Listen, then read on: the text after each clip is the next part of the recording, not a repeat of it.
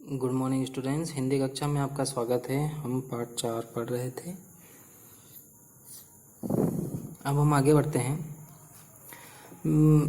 नौकरी छोड़ने पर मेरे मित्रों ने कई प्रकार से मेरी सहायता करने की इच्छा प्रकट की। किसी ने कहा, आओ मैं तुम्हें अपना प्राइवेट सेक्रेटरी बनाऊंगा। किसी ने लिखा, मैं तुम्हारे साथ बैठकर संस्कृत पढ़ूंगा। किसी ने कहा, मैं तुम्हारे लिए छापा खाना खुलवा दूंगा इत्यादि।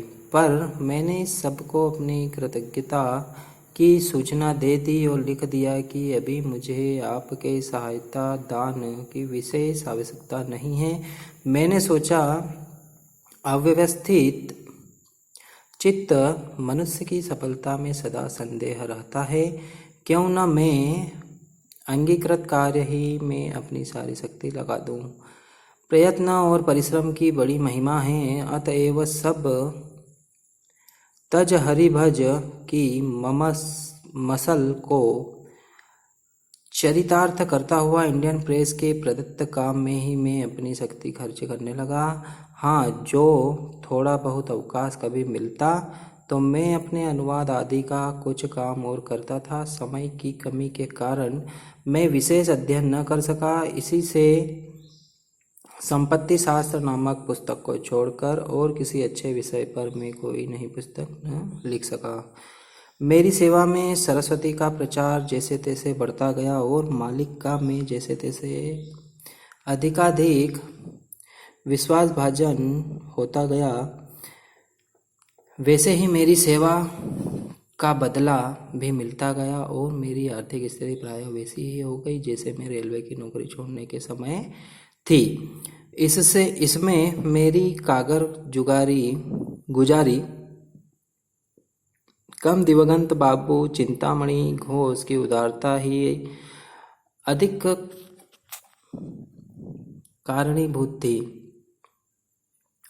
उन्होंने मेरे संपादक स्वतंत्र में कभी बाधा नहीं डाली। वे मुझे अपना कुटुंबी सा समझते रहे, अपने परिवार जैसा समझते रहे। उनके उत्तराधिकारी अब तक भी मुझे वैसे ही समझते थे।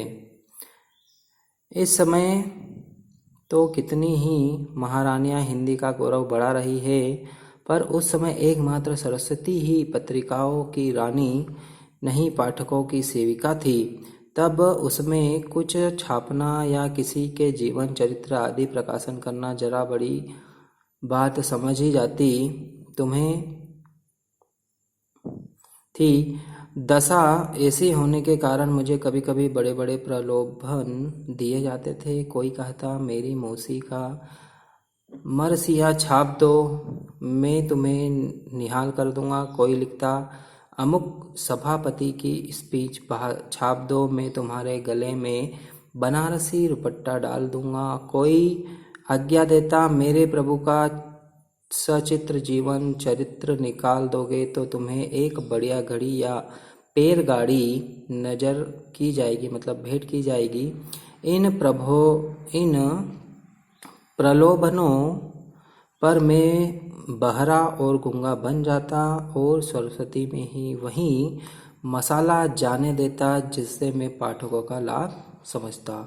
मैं उनकी रुचि का सदैव ख्याल रखता और यह देखता रहता कि मेरे किसी काम से उनको सतपथ से विचलित होने का साधन न प्राप्त हो। संशोधन द्वारा लेखों की भाषा अधिक संख्यक पाठकों की समझ में आने लायक कर देता। यह न देखता कि यह शब्द अरबी का है या फारसी का या तुर्की का।